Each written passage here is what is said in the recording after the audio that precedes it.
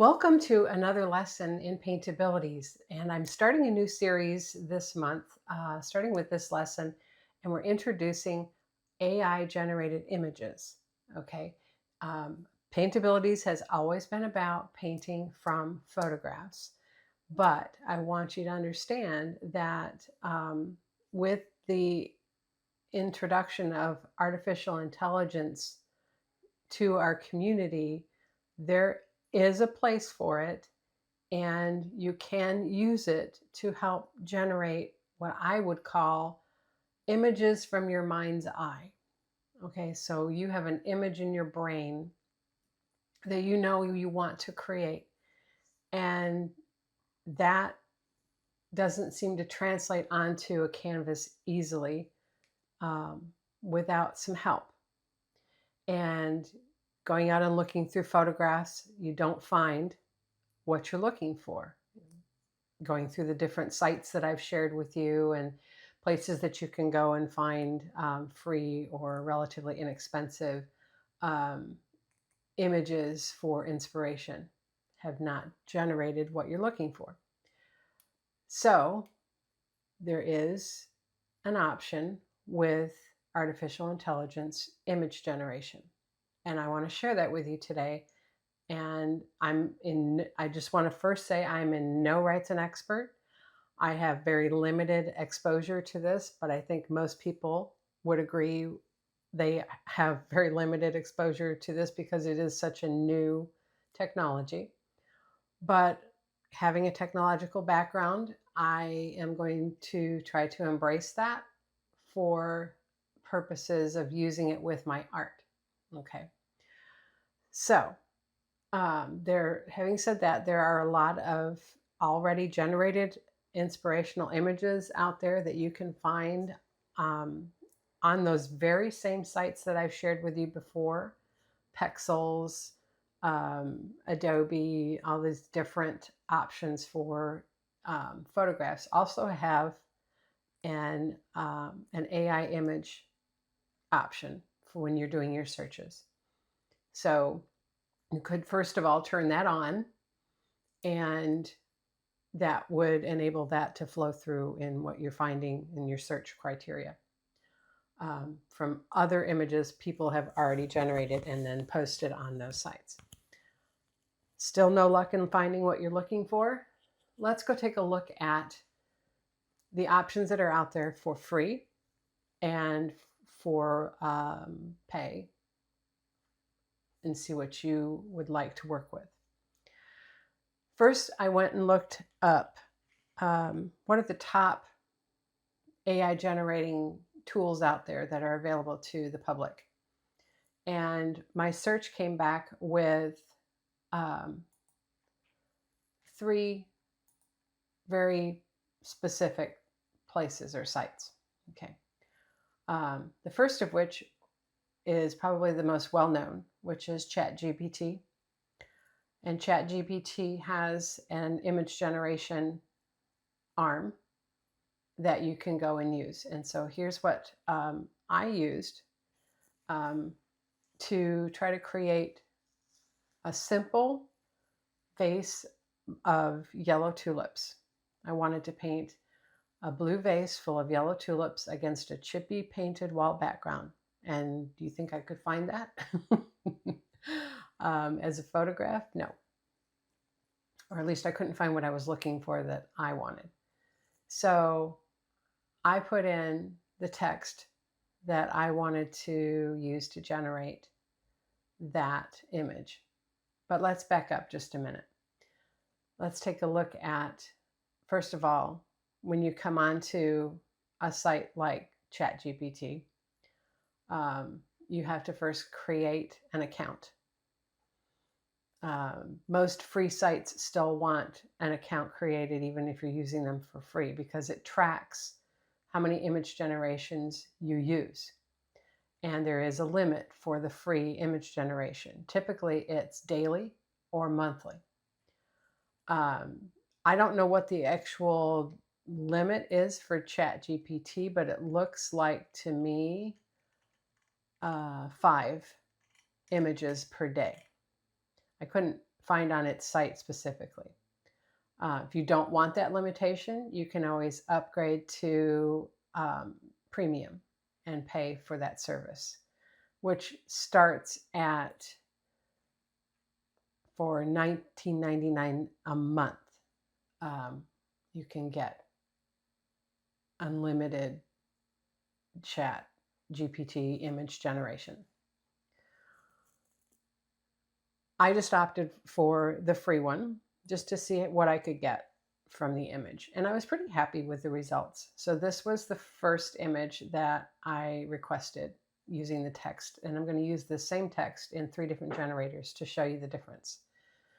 So I was looking for an image of yellow tulips in a pale blue vase sitting on a shelf against a teal and beige chippy painted wall. Pretty simple. And this was the first image that came back. And you can tell right away there's some oddities about it. The first thing I noticed was the tulip heads sitting on the shelf next to the vase, right? That seemed a little strange to me. I would have thought petals maybe, but not actual heads of the tulips. But it was really nice because the lighting is good. You have shadows, you have highlights, you have dimension and depth to the vase. You have the chippy wall sort of look back in the background. And most of everything in my criteria was met. Now you can ask it to tweak and change a few things. And you actually want to talk to the artificial intelligence generator like you would talk to a person. You'll get better results that way, is my understanding. And so pleases and thank yous and compliments are very well accepted. It might seem a little strange, but that's the recommendation. So I asked it to then replace the tulips on the side with a small box. And oddly enough, it gave me a stack of books, which was, and it completely changed the background and the vase itself. So that was a little strange. So that's going to happen. And I found that on the other image generators that I used as well. So you just have to kind of retype in everything you wanted and then also modify the part that you want modified. Because then I said, okay, I like the books, thought that was a nice idea, but I said, let's move the books next to the vase, not have the vase sitting on it. And so I got books next to the vase, and it actually threw in a window, which was kind of nice, but then it changed my tulips to roses and turned them white. So there's a little level of frustration and learning curve with this, but this was my experience. And so then I said, okay, fine, I'm going to put everything back in that I originally asked for. And I said, there should be a short stack of books next to the vase sitting on the shelf. And it gave me a ton of books surrounding that vase. So I said, thank you, but that's too many, and please remove most of them. Then it gave me a pretty good proximity of the books. Actually threw a little teapot on top, but I lost my chippy wall background, and it put it on a table instead of a shelf. So there's some trade-offs, but what I liked was it was at least putting together in my mind what I wanted to see on canvas, and I could use pieces of it. So it gave me good inspiration. So I appreciated that. Okay, so then I took this exercise to a couple of the other recommended top AI image generators out there. And so I went to Adobe Firefly is another one. And that one it's a nice tool because it gives you an option of up to 4 images at a time. But it does limit you to a total per month. And then it starts over on the first of the month. And so it's, I believe, 20 images per month. So you can eat that fast with 4 images. So if you want to reduce that, it's kind of like a slot machine. If you want to reduce how fast you spend your tokens you reduce the number of times the wheels spin, or the number of wheels that are spinning, right? So in this case, you can go to a singular versus quad. This one actually got a lot closer to what I was looking for, and I was pretty happy with it. My only issue was I didn't like the color of the shelf, and the background wasn't chippy enough, but I can fix that. That in my head I could work with. So then I moved on to the third one, as I always like to work in threes as far as, options. And so that third one, third image generator I used is called Pixlr, which is another very popular image generator out there. Also has free and pay for options. And I believe Pixlr's is $60 per month for free if you use their free service. Or no, excuse me. It was something much less than that. I actually signed up for the pay image generation option on Pixlr. And so that's giving me $60 per month. I went with the lowest cost one. So you can go out and check out Pixlr, pixlr.com. And this one really, I think, came through with the painterly look that I wanted, the chippy background and everything.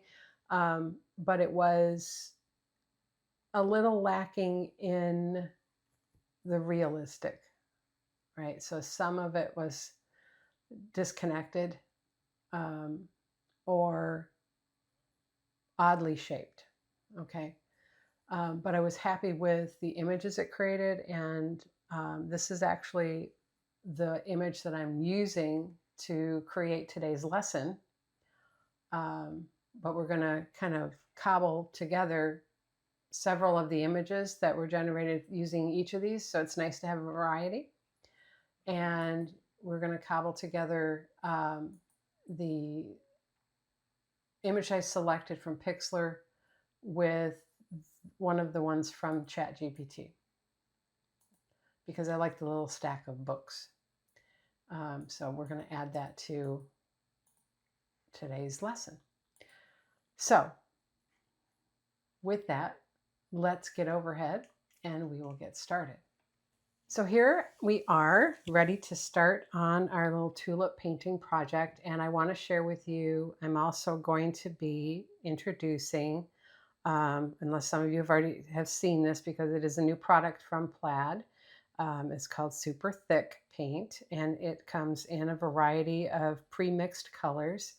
And when you open it, it's got a heat seal on it, so you have to peel off that heat seal. But you can see it's a very thick, almost like modeling paste texture with a sheen to it. And it's a wonderful product to work with for texture. And you can use palette knives, scrapers, anything that will help you get texture, obviously brushes. It actually can be put through a cake decorators. It can actually be put through a cake decorator's piping bag, and will keep the peaks and points and texture just as it is, and will dry that way without cracking. So, but it takes up to 48 hours, depending on the thickness, for it to dry. So we're going to be actually not going in that direction with that, but we'll be using this for our chippy painted background. So in the past, I've used things like our Plaid's Home Decor chalk paint to do that, but it's got such a flat sheen to it that I'm excited to start working with this and see how this turns out for us to work. And what I also love about this is that it comes with a tintable medium option, where you can mix with this tintable medium, which is clear, any of the Plaid FolkArt colors that you like, so that you can get other color options in this line. So that's what I'm also going to be doing today, because I wanted a teal background. Now I have pulled out the turquoise, and we're going to be using that with the teal, and then also a beige. So all of those are going to be coming into the background with a scraper. Now you can use these, if you have this scraper still, Plaid does not make this anymore, but if you have a metal scraper or a plastic card scraper, any of those make a good option. If you don't have anything like that, you can use a palette knife. It's just you're going to have to really work that into the canvas. So, and then I have an 8x8 square canvas panel. Panels I like better for scraping to get texture background than the wrapped canvases, because wrapped canvases have that give where this canvas is stretched around the frame, and then you have lines caused by the frame behind the canvas, and I didn't want that. So I want a nice even textured scrape on this, and this works on the panels much better. Okay, so first let's tint our tintable paste, or tintable super thick medium here. So I'm going to put out some teal. This is Plaid FolkArt multi-surface teal. And I'm going to take a palette knife. You can use any palette knife. And I'm going to pull out maybe not quite that much, about this much of the super thick medium right there.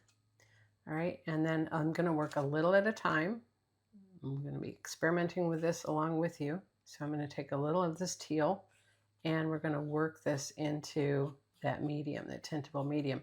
And right away I can tell I'm going to like this because it's not diluting or tinting down the color of this teal. It's keeping it pretty close to true. As you can see, I'm keeping it close to the actual teal color itself, so you can see. So it does not take a lot of color to tint this medium. So I really like that.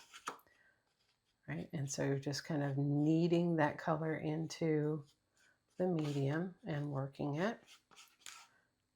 All right. So we're still very pretty close to the original color of that teal. I'm just going to take a little bit more and see if we can't just make it a little bit darker.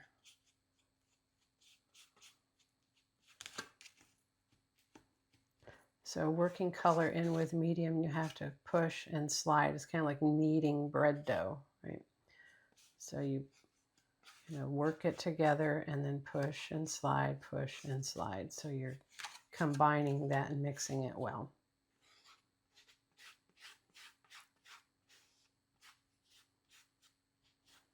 Okay, I'm pretty happy with that so far.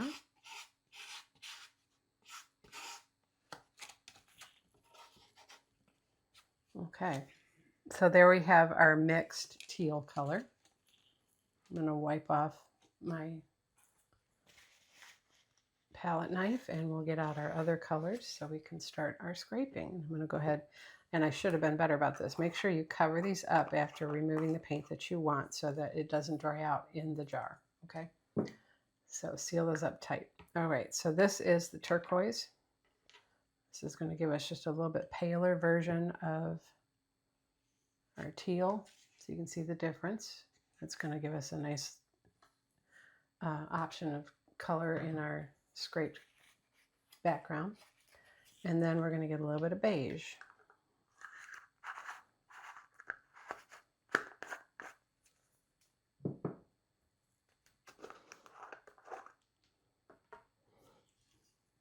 All right, so we'll get a little beige, about that much, and we'll put that right there. And then we'll be able to pick that up with our scraper. Okay.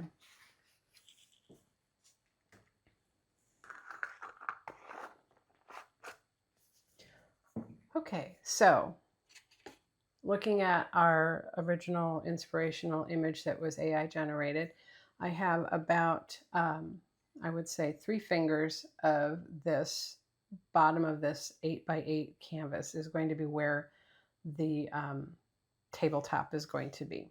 Okay, and so I'm going to put down a nice layer of this beige first. So I'm picking that up with my scraper.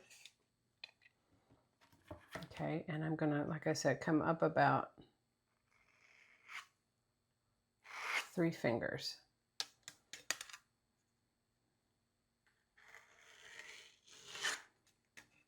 And so with the scraper, whether it's metal or plastic, it needs to be flexible. And we're gonna come right at the edge down here and then just kind of lay that out.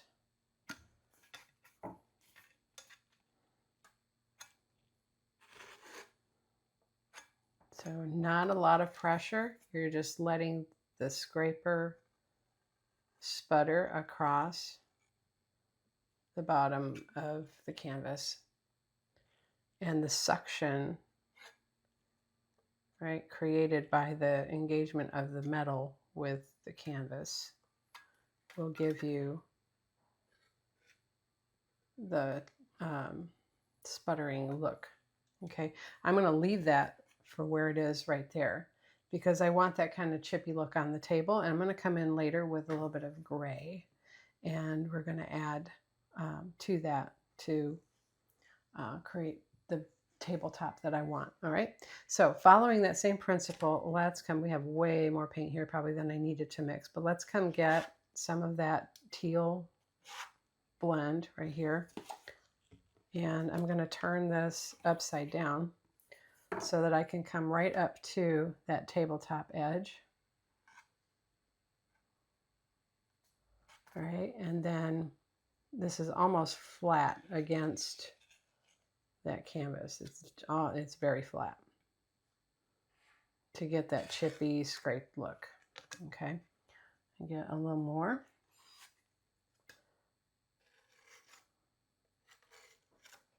All right, continuing to pick that up. Lay it down, let it scrape. Now with this, any kind of pressure, you're going to have lines. So you have to kind of put it down and then let it stay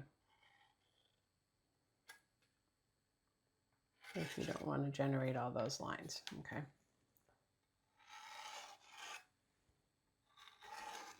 There.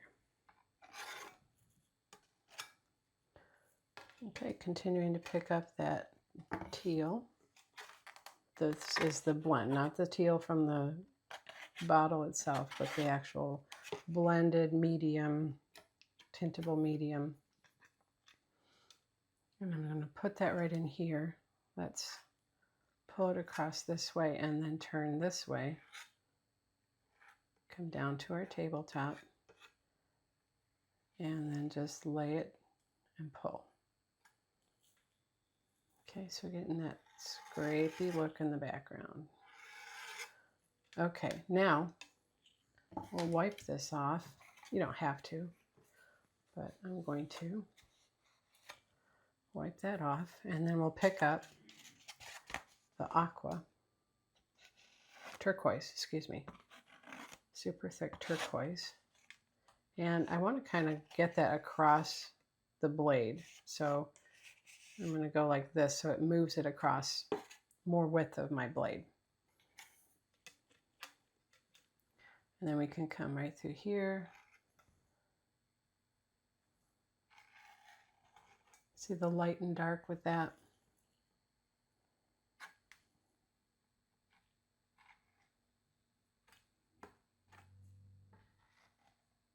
It's going to create some streaks of color.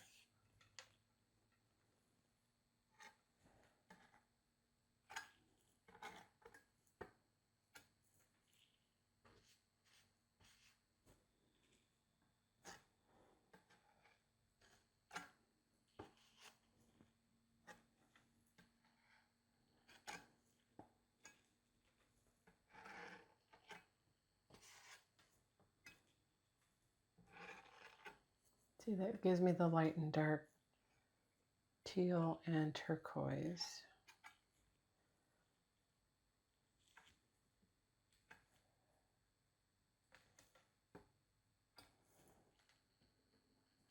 Laying it flat right? So it's scraping it more.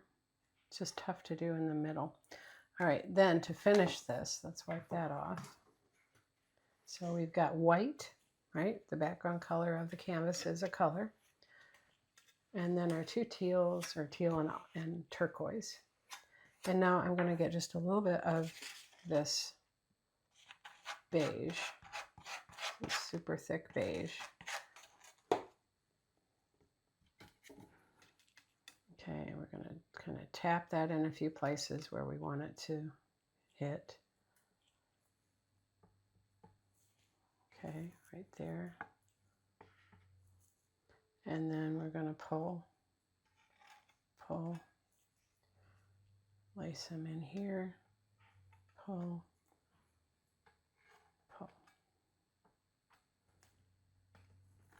And you can go sideways. I like to do that as a finished option. Very little to no pressure. You're just letting that slide across. All right, so we've got all that fun texture in there, and I'm happy with that. So I'm going to, so that we can do our painting, I'm going to dry this with my hair dryer to speed up that process, and then we will come right back and start painting our tulips. This is now dry. It did take a little while because of the nature of the paint, but I'm really happy with the sheen. It's not flat like the chalk paints tend to be. So it does have a satin finish to it, which is nice. I have taken some time to sketch out the design of the tulips based on the image that was generated. And I will provide a link in the comments to a pattern so that you can download that and paint along with me. You just go to the comments here. The pattern link is pinned to the top, and then just follow that link, download the pattern, print it out, fits on an 8x8 canvas, and trace that out, and you're ready to go with me. Let's get started. So the colors here that I put out, we have our teal that we were using before. I put out some wicker white in two different places, one to mix with my teal, one to mix with my flower colors. My leaf colors, I'm going to be using citrus green and classic green. We'll be adding a little bit of teal to those as well. And then for my tulips, I've got moon yellow and daffodil yellow, and we'll be adding a little bit of wicker white to that. For my tabletop and some shading, I have burnt umber and medium gray. Okay, so first thing I want to do is let's get our vase in place. Okay, so I'm going to take a 3/4 inch flat. Let's get that damp. And I'm going to pick up teal and blend that with some wicker white on the brush. I want a pale teal color. There we go. So very pale looking. A little bit of a glare there, so I want you to see that color, okay? All right, so first thing we want to do is we're going to stroke in the shape of our vase. So we have our opening here. And we're going to come along the sides of the neck. And right away that's not matching, so take a damp brush, and you can, because that paint underneath is sealed, you can use a damp clean brush to remove any color that you don't like, any strokes. All right, so we want to come along. It's a sharp turn out here and here.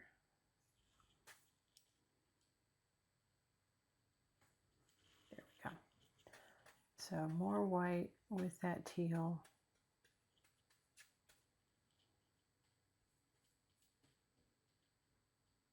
Just getting the shape of our vase for now. It's all one color.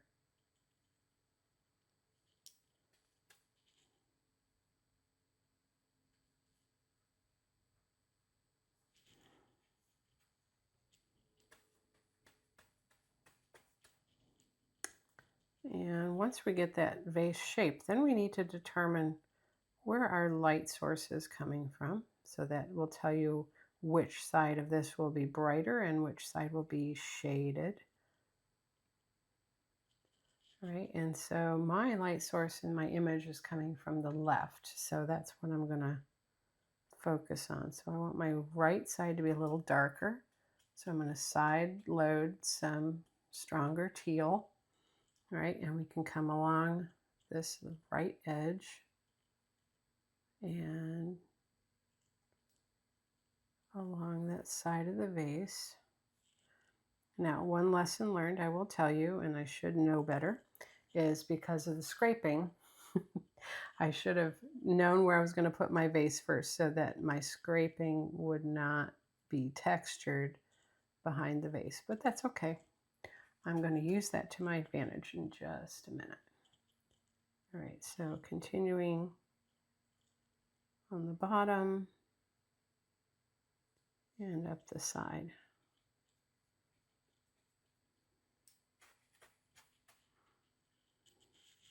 Now, the next thing I want to do is darken the inside of the opening here.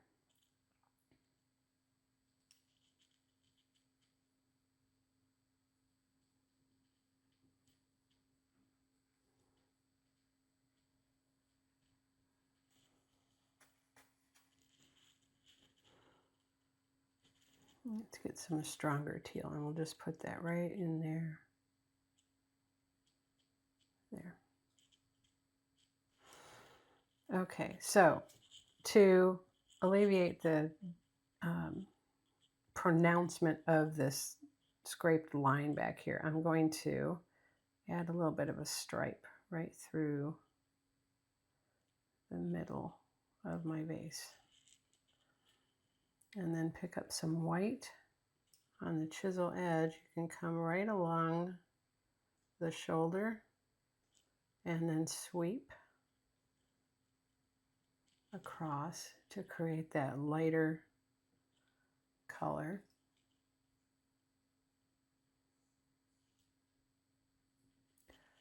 And then that line kind of incorporates itself into the shape of the vase and it doesn't look so out of place.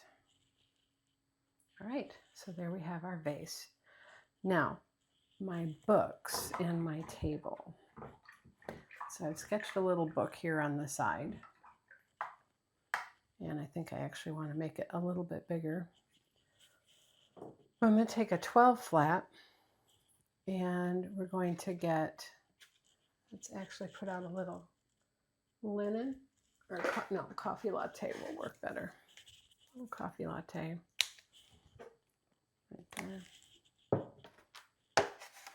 right, so 12 flat, I'm going to get some white and some coffee latte, work that to a paler shade. That way we can use the latte strong to do some shading with it. Okay, so the face of my book right here needs to be lighter. There. So this is the pages right here. And then backward angle here.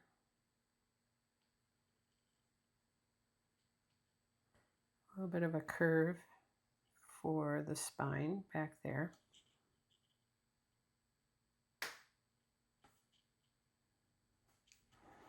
Okay, and then let's wipe that brush and side stroke some stronger coffee latte.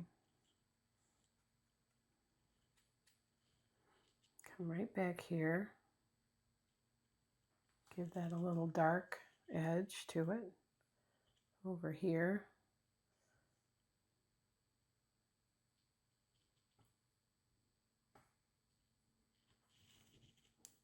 And here. Define your corners.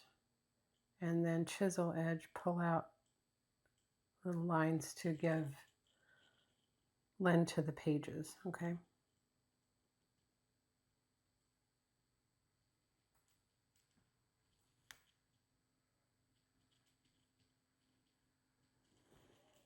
right, so that's one book. Now we want to put our cover color on here. And I'm just going to go with a burnt umber.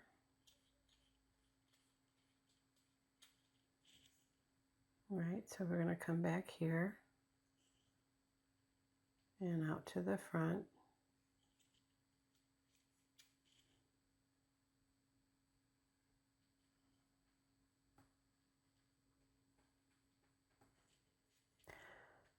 When you're at this kind of an angle for books or anything flat, it's very short. They're not as wide as they would be if it was top view, okay?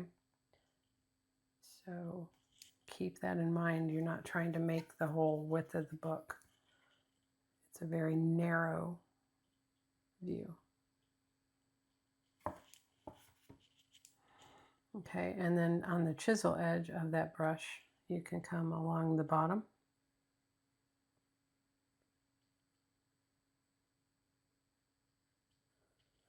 And this edge here.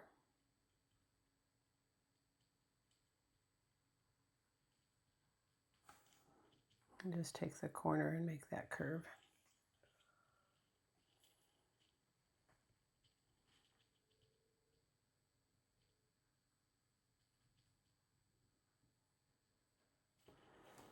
Okay, now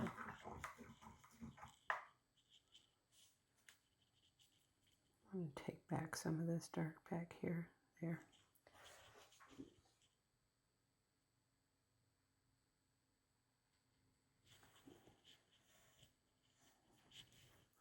All right, now we're going to add another book.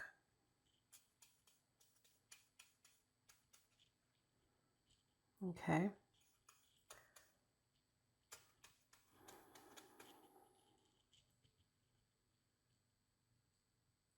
And we're going to kind of take this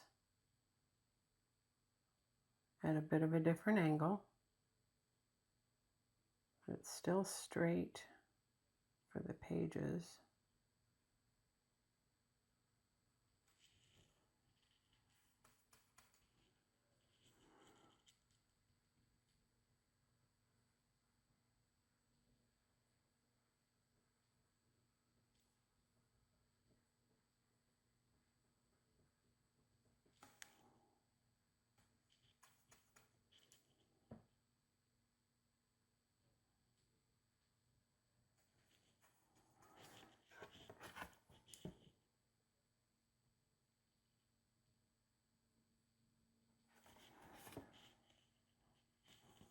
Okay, and then that cover is going to be green, so classic green.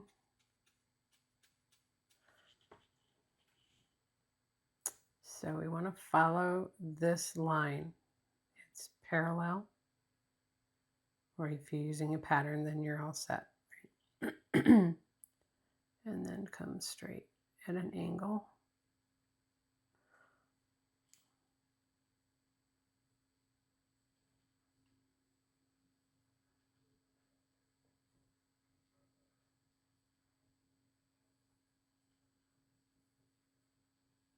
Like so.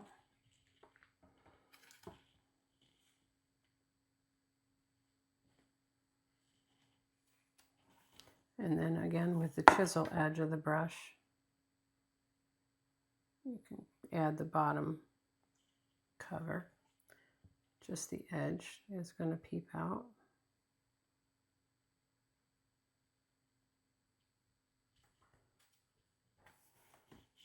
Little corner right back here, there. Okay, so we got our two little books stacked right there. Now you can do more with those books if you want. I might just grab just a little bit of citrus right here, and you can come along this front edge. Let's turn it this way. And we'll pull back right there, just to give it a little highlight. Okay, fun little stack of books. Now to finish this table, or shelf or whatever. Let's come back to, well, let's grab a 16 flat. This is 3/4 is going to be too big for that. And we need some floating medium.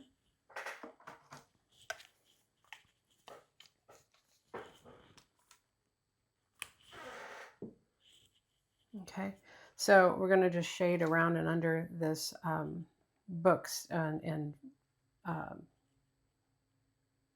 vase. So 16 flat I'm going to load with floating medium, and then I'm going to side stroke some burnt umber and a touch of medium gray. So it's a gray brown tone with medium. All right, so remember our light source is coming from this side. So back here, we want to float dark along the edge of the books.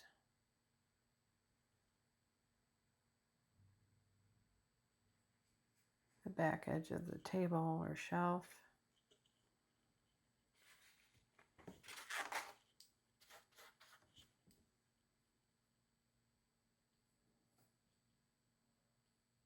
So I'll help you set that vase bottom too.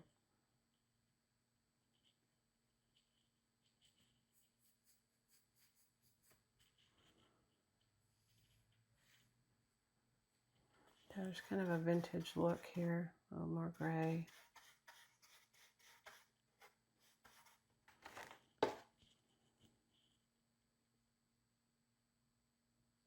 So pretty dark back here.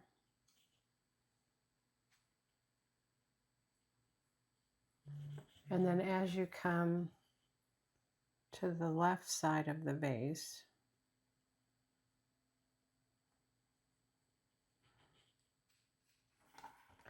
you just want to come along this back edge of the shelf and set that up against the wall.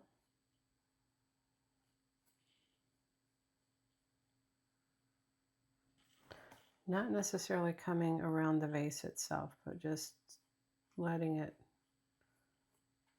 fade. Okay.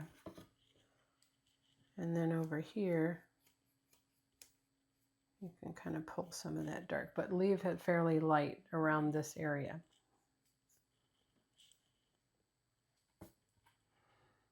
Okay.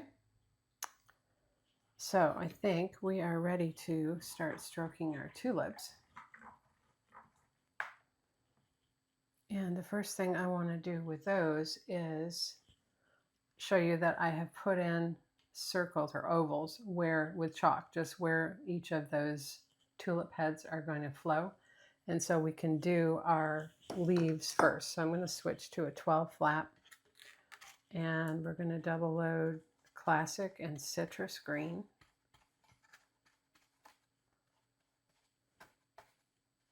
And then I want to get just a little bit of teal with that classic green.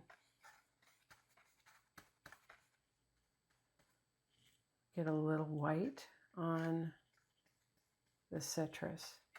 That's going to do two things for you. It's going to lighten up that citrus just a little bit, but it's also going to make it a little more opaque against this background. It's kind of a patchy background.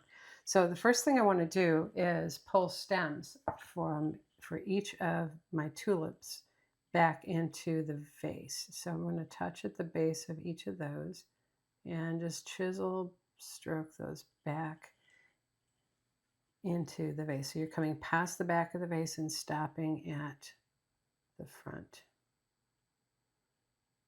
and following that curve.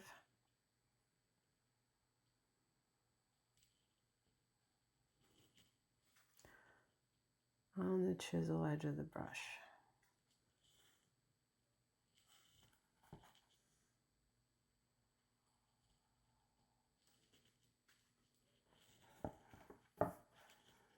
So this one's going to come behind that one.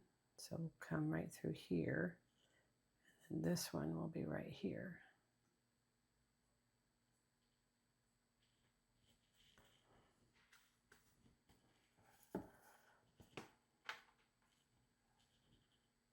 This one's going to come through here, past that, and in. It's okay if you go through it, but with that yellow being transparent, I would discourage going through those images. And this one's going to kind of pull back this way and flow right in like that. Okay, now we can go and add some leaves. I'm not going to fill it up like those vases were in the image because that's not what I was going for. I wanted a little less leaves, a little more flower. Okay, so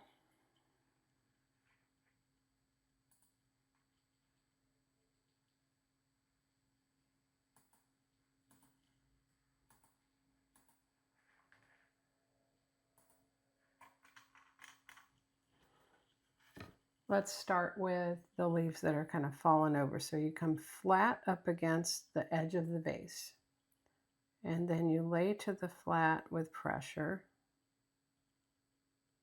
and turn to the tip. All right, now that's giving me a very stark difference in color. So I want to kind of flow that out a little more. There we go. And give a little twist as we come down.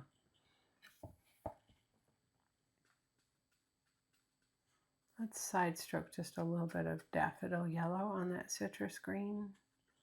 Get a little more teal in with the classic.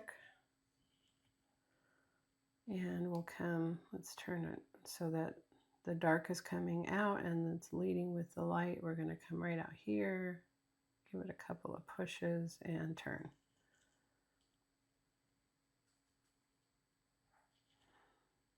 And we can come up through the middle, push, push, and to the tip.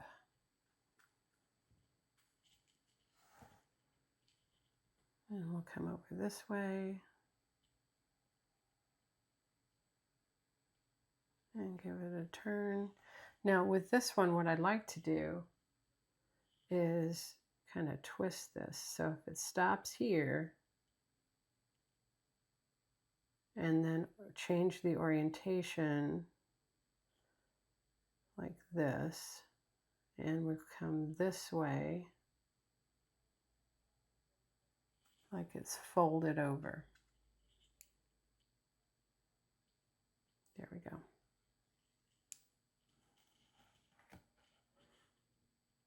Okay.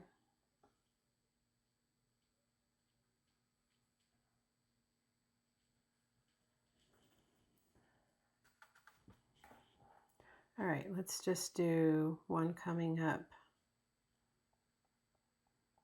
here, and then we'll give it a little push here, a little bit of height. And we'll have a tulip coming in front of that.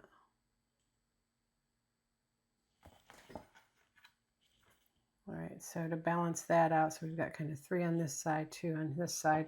Let's come through here. And we'll let it disappear behind those and maybe pop out a little bit right there.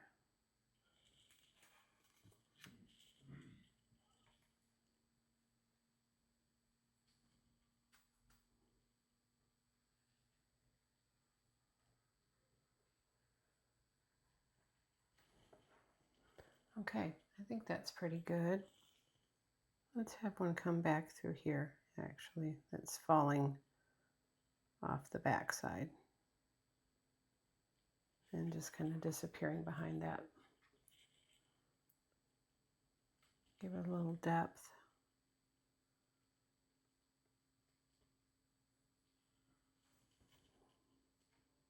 They're fainter, so they're going to look back there. All right, clean that brush off.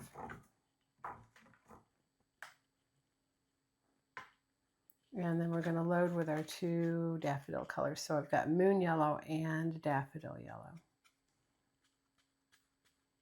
And we're going to do this kind of heavy painting. So lots of paint on the brush. Work that in first, then pick up more. And occasionally you can side stroke a little white on the lighter yellow.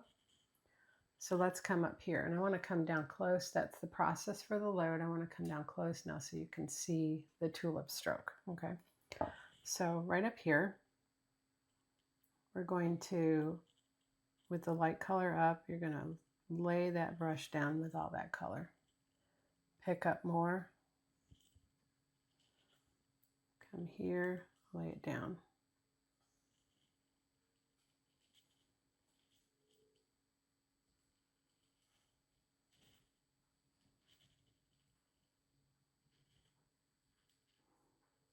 Getting the shape of the tulip.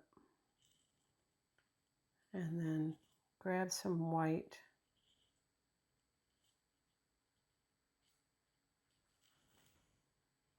Okay, so a little dark yellow. You just want to kind of lay this in and then get that white on top. There. Okay, so that's the process. I'm going to pick up more of the moon yellow. Let's come right here. And we'll get our base for our tulip.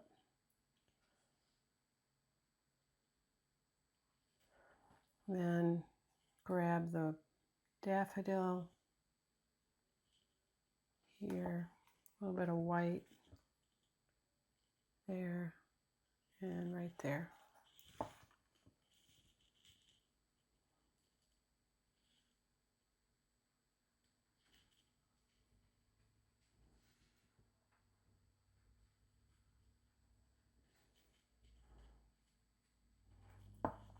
So right here,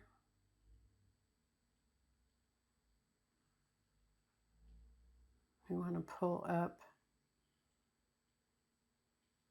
the shape with the darker yellow. Then pick up daffodil, pull that down, grab white, pull that down,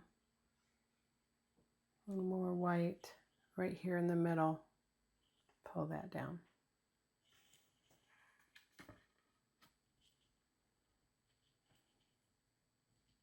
Come back to moon yellow, get the shape.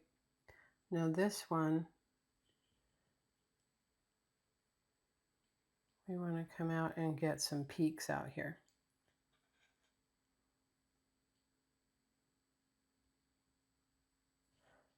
Get that based in, and then you can grab the white.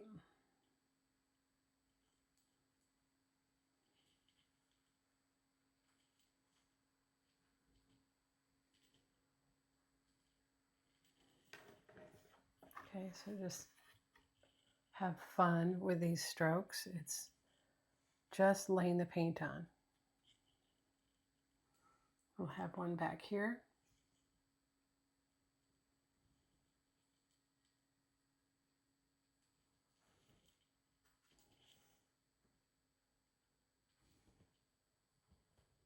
Get your shape first, and then grab your light color, daffodil, and pull it down. Pull it down. Then grab some white with whatever's on your brush, right, and create that front stroke.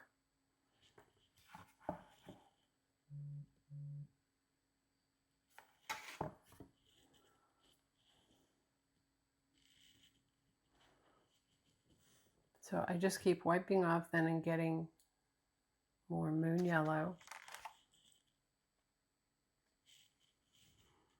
And starting at the base of each tulip.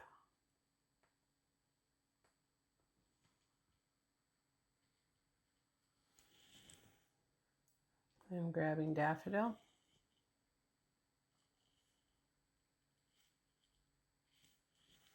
Then white.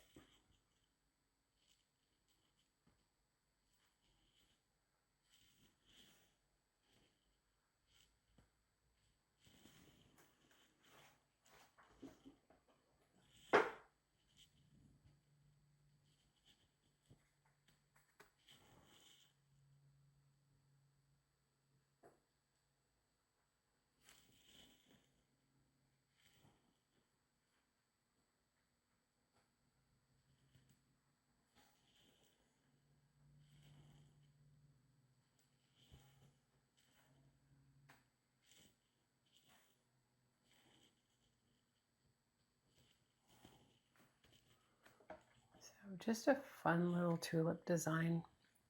They're not large, so they don't require a lot of detail, okay?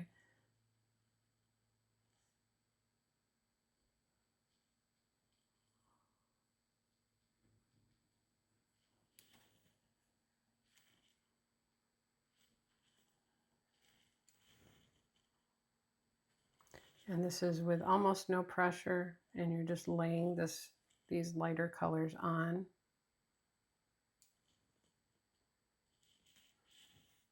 Now this one, you can kind of see that chippy paint look right there through it. So I want to add a little more light in the front, give that a little bit different tilt. Got a little large here, so we can take that back off. There.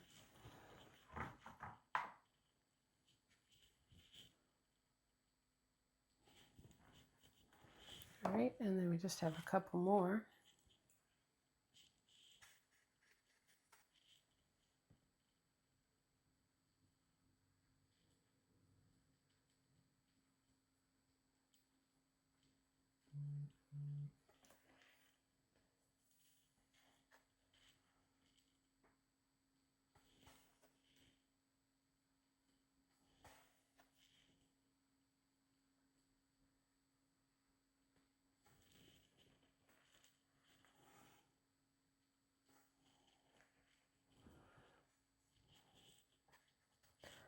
One right here, and I think we'll call it, oh no, I want one draping over, but we want to put this one in here for sure.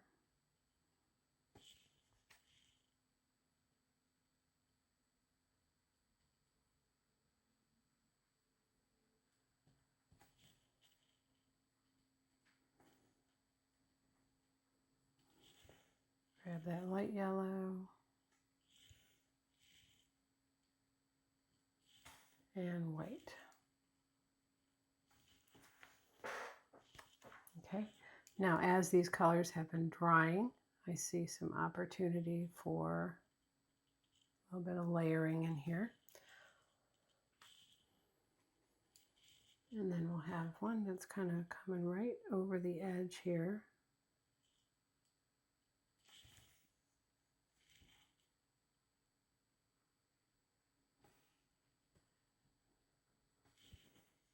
A bit of white.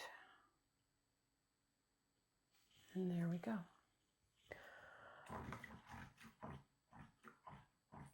Okay, so we're going to do some final shading on this, and I think we'll call it good. So let's get some medium on this 12 flat, and we'll come in with some teal, side loaded. And let's come right behind us. Now, best if you let this dry first before doing this shading, but I'm gonna try to get that in there. Now my brush is too wet. Take off some of that and reload. There we go. Shading goes on the flat of the brush with pressure.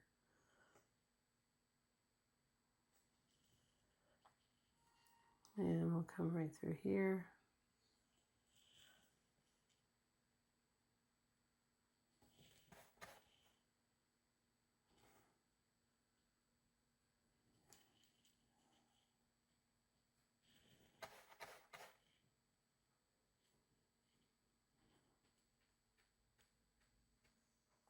All right, now in the areas where you want things to be an even darker shade than what the initial color is, you can take that color and blend it either with gray or brown.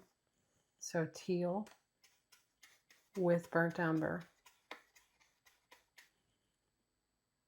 And that will let you deepen that shade.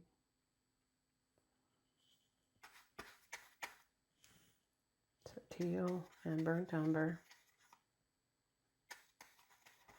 And the other half is floating medium, okay? And you can come right down here.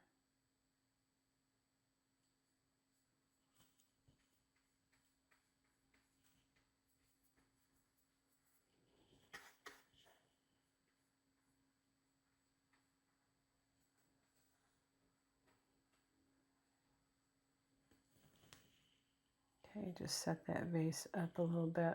You can also come back to your burnt umber with the gray. Now that this has dried a little bit, you can add another layer of shading to deepen this side. And that makes a big difference, right? Okay, so I want to do just a little bit of shading inside and at the bottoms of each of these, which means they need to dry first. So I'm going to dry those real quick and we'll be right back.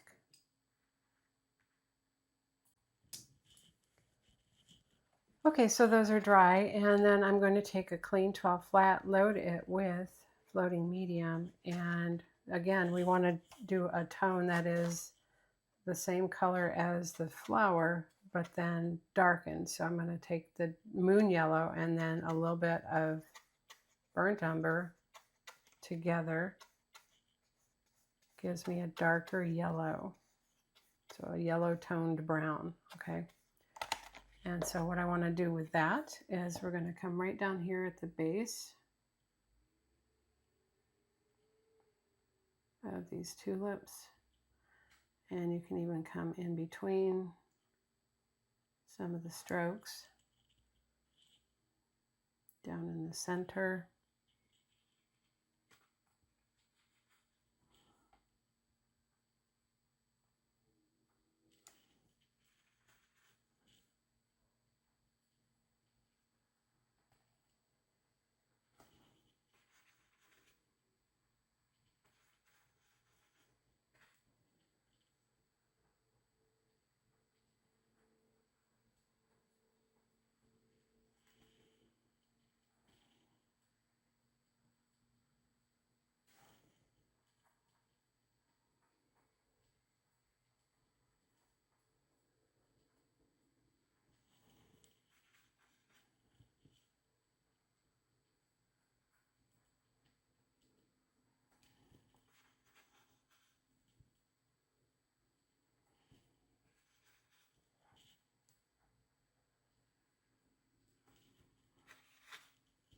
Now, let's say on this one right here, I want to come inside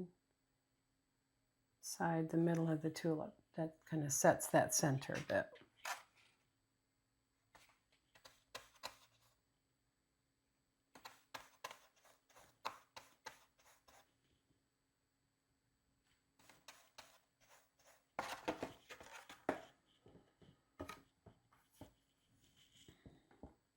So same here.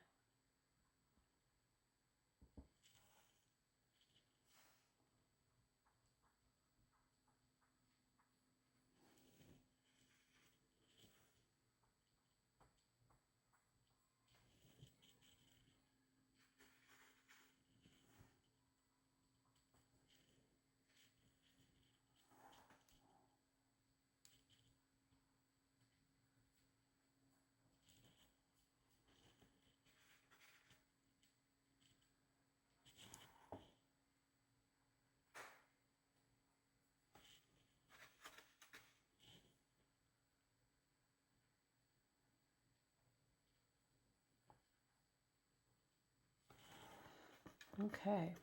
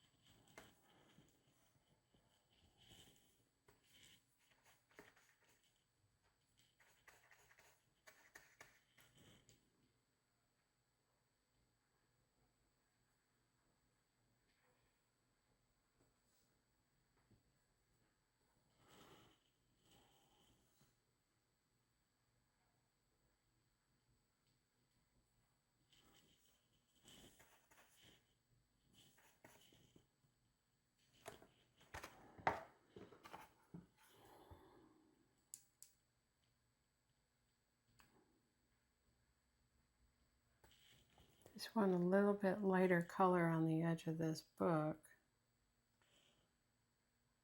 to set the width of the cover. A little bit of white with the same colors that I used before. That was the classic green and white.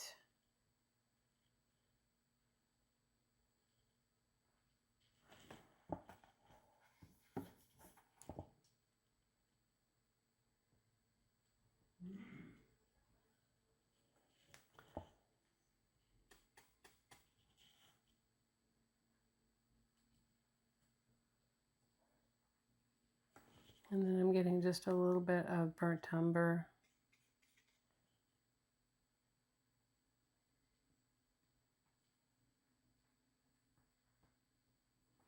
To shade that part of the book, back part. There.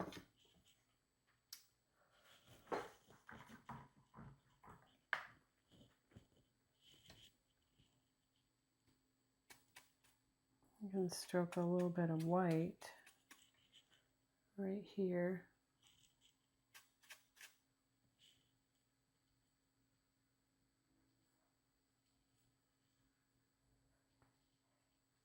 And highlight that. Then you pick up white on the chisel edge of the brush and add a little glare.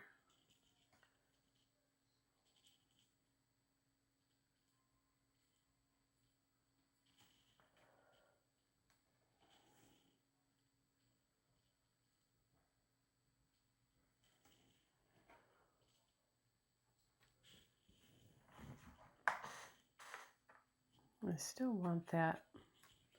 This line needs to be defined.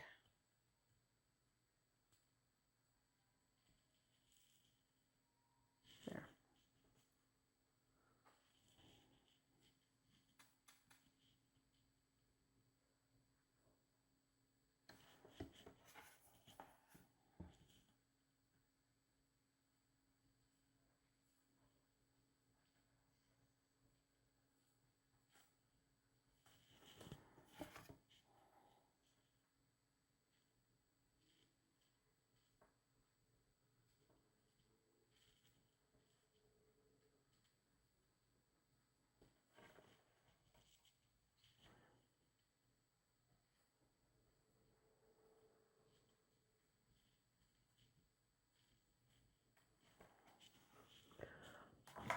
All right, so now we just take a script liner and get some inky. Let's go with some inky burnt umber with some water and a 2 script liner.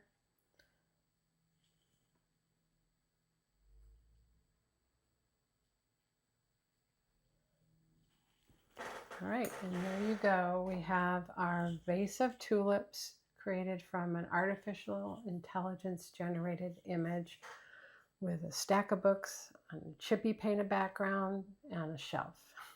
Okay, so I hope you enjoyed that. I hope you had fun and learned a little bit more about artificial intelligence generated images, and that it gives you a little bit of incentive to go out and give it a little bit of try.